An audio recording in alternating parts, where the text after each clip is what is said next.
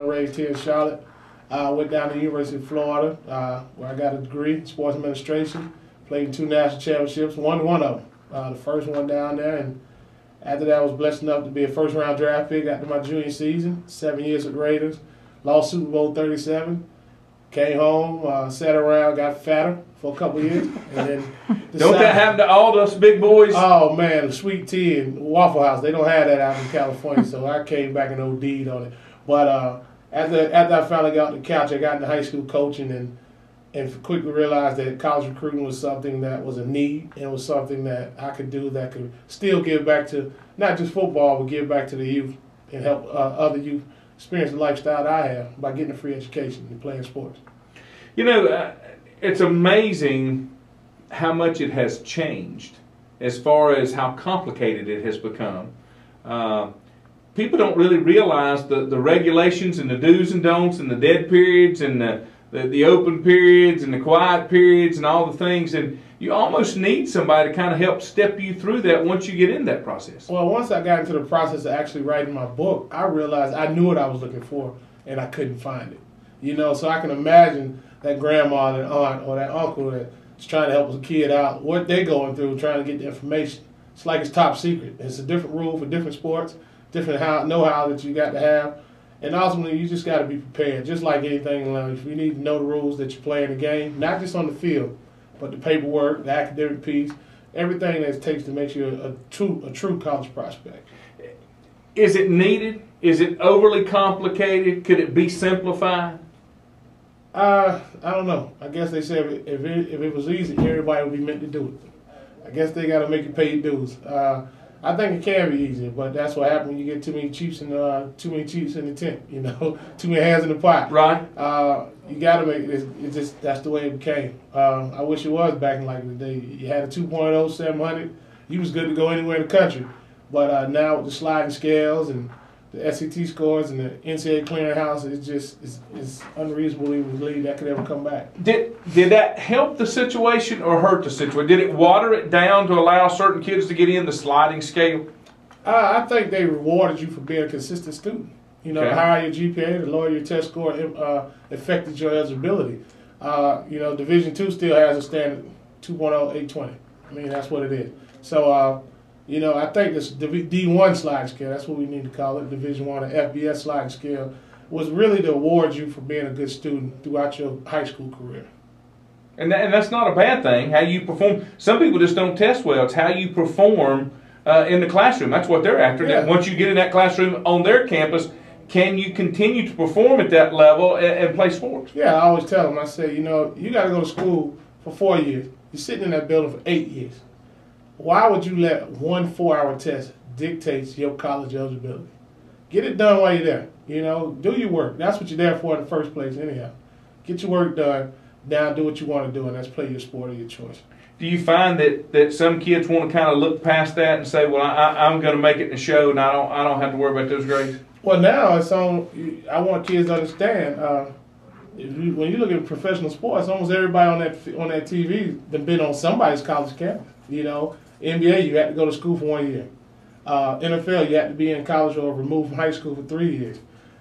Baseball, if you go to Division I or Division II baseball, you're not eligible for 3 years for the draft. Got to stay in 3. So professional athletes are well educated. They all had to get to school.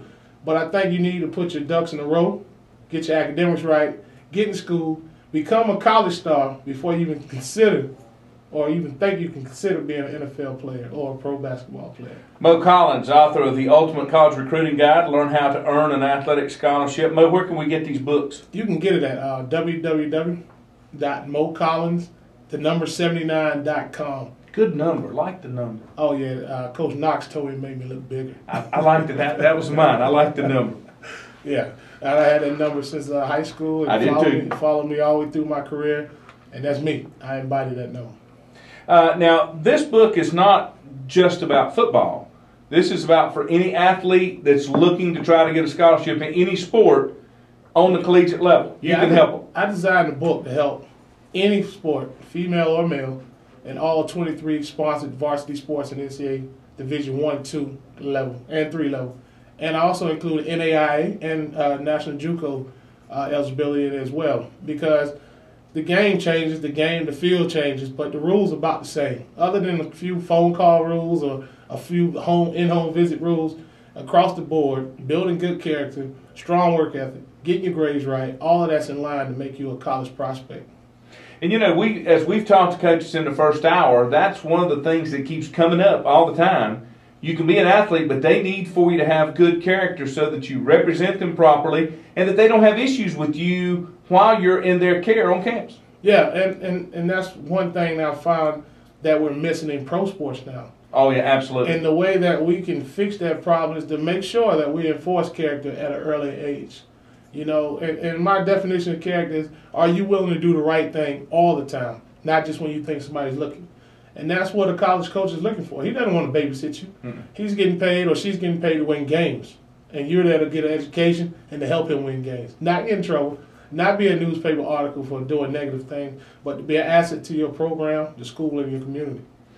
Is that ringing home with kids now? I mean, because I see so much of it on the professional side that kids think that the rules don't apply to them, and you know, they try to pattern themselves. You know, when I came through, and even when I was coaching in high school, if I had kids that were getting in trouble in school, I was harder on them than the teacher was, for the simple reason that I always said that kids in the school look up to the athletes, and we need to be setting good examples, not bad examples. So I took that seriously, even on the high school level. That I think you need to set yourself apart, because I think that people do look up to you. I think it's definitely catching on social media. We had a kid, a big time kid from Don Bresco Prep, lost 5 offers because he decided to do a racy tweet. You know, he's a national top ranked kid, but lost offers because what he said didn't embody or didn't go along with the image of the university that were recruiting him. And what these kids got to understand is this sports world is a lot bigger than you. And the first recourse any organization, any program is going to do when you bring negative heat or attention to them is separate themselves from you. Right. And you need this game a lot more than the game needs you. And once we have kids understand that, I think that we have a better sports world and just a better world in general. I wish it could be done on the professional level, because that's kind of where it needs to be.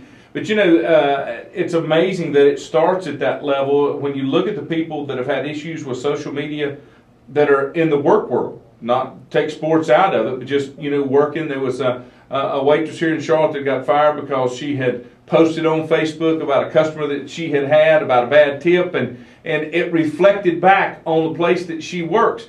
People have to understand, especially in sports, that you are a representation of that entity that you represent, and you can't just, you lose some of your personal freedom because you're a representative of that institution. I think social media is a double-sided sword. You know, it's the greatest thing out there if you promote yourself, doing the right thing. You want people to know about what you're doing, but at the same time, it could kill you. It could burn your reputation, and it's not verifiable sources. You know, you're tried without a jury.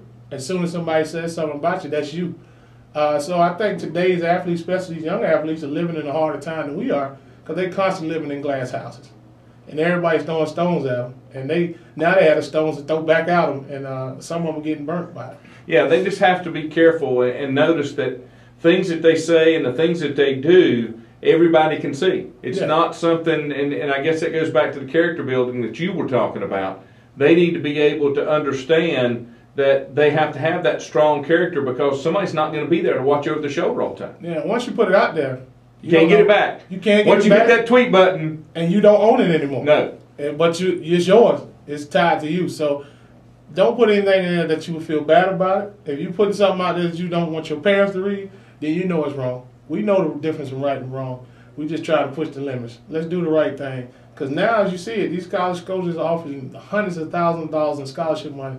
You got to be willing to do the right thing and give them the effort that they expect from you. and the attitude. And the attitude, that's a big thing. You got to bring it on. All right, we're going to take a quick time out. We come back on the other side. Head coach Jim Grove, Wake Forest University, talk about his recruiting class. We'll be back with more here on The Bottom Line, ESPN 730.